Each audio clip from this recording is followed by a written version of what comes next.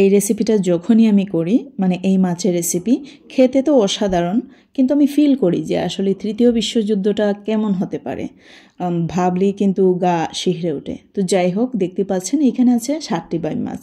আমি প্রথমেই পরিষ্কার করে নেব, তাই জন্য লবণ দিয়ে দিলাম, ভিনেগার দিয়ে দিলাম।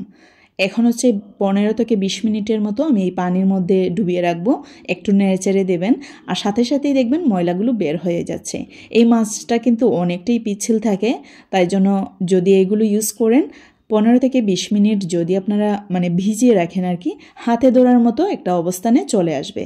তারপরে মাথাটা কেটে আমি দেখতে পাচ্ছেন কি করছি, এর কোষাটা ছাড়িয়ে নিচ্ছি, এর স্কিনটা ছাড়িয়ে নিচ্ছি। এইটাই তৃতীয় বিশ্বযুদ্ধ ফিল করিয়ে দেয়। তো যাই হোক, আমি কিন্তু সবগুলা ছাড়াতে পারিনি, একটা ছাড়াতে গিয়ে আমার নখের একদমই 12টা বেজে গেছে। যেহেতু একাই কাজ করতে হয়, তো এই যে স্কিন রয়ে গেছে এটা কিন্তু বাচ্চাদের জন্য অনেক ভালো। যাই হোক, এটা আমার ব্যর্থতা যে আমি খোসাটা ছাড়াতে পারিনি, আমার শক্তি সামর্থ্যে কুলায়নি, এতটা টাইমও ছিল না। মানে আমার হাব্বি দুপুরেই খাবেন, আর এই টাইম মতোই মাছ এনেছেন, রান্না করতে হবে।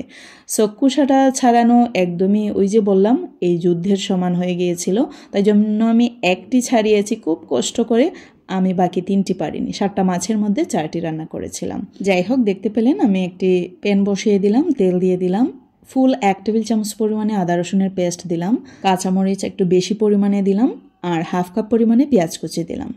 এই রেসিপি ঝাল ঝাল খেতে কিন্তু ভীষণ মজা, ঝাল দিলেও বাচ্চারা খাবে। এই রেসিপিটা এতটা সুস্বাদু হয়।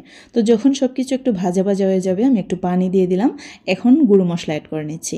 মরিচের গুঁড়ো দিয়ে দিলাম, হলুদের গুঁড়ো দিয়ে দিলাম, দিয়ে দিচ্ছি ধনিয়া গুঁড়ো, আর দিয়ে দিচ্ছি জিরে গুঁড়ো। সবগুলো প্রায় 1 টেবিল চামচ পরিমাণ করে দিয়েছি। স্বাদ মতো লবণ দিয়ে দিচ্ছি। এখন হচ্ছে এই মশলাটাকে খুব ভালো করে জাল করে নিচ্ছি।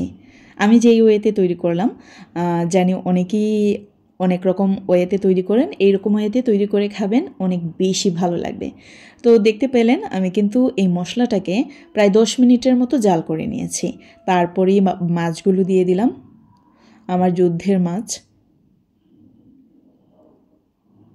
মশলার সাথে খুব ভালো করে নেড়েচেড়ে আমি কিন্তু ঢাকনা ইউজ করছি। এই রেসিপিতে যারা নতুন বা পুরাতন, আমি অনেকেই দেখেছি একদমই পারফেক্টলি মাছটা রান্না করতে পারেন না, মানে মজা হয় না। আমি আমার পরিচিত জনদের বলছি, এমনকি পরিষ্কার করাতেও সন্দেহ লাগে যে তারা কীরকম পরিষ্কার করেছে। এই মাছটা দেখতে স্ট্রেট, অনেক সহজ বানাতে মনে হয়, কিন্তু আসলে তেমনই না।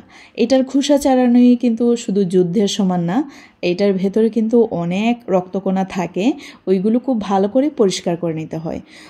মানে খোসাটা ছাড়িয়ে নেওয়ার পর, এর স্কিনটা ছাড়িয়ে নেওয়ার পরে অনেক সময় ধরে ভিজিয়ে রাখতে হয় লবণ পানি দিয়ে, এমনকি একটি কাঠি দিয়ে এর ব্লাডগুলো পরিষ্কার করে নিতে হয়। আমি আশা করি আপনাদেরকে বুঝাতে পেরেছি। বাই দ্য ওয়ে, এইখানে আমি হাফ কাপ পরিমাণে পানি অ্যাড করেছিলাম। এই ক্লিপটা স্কিপ হয়েছে। So see you in the next video. Till then bye, আল্লাহ হাফেজ।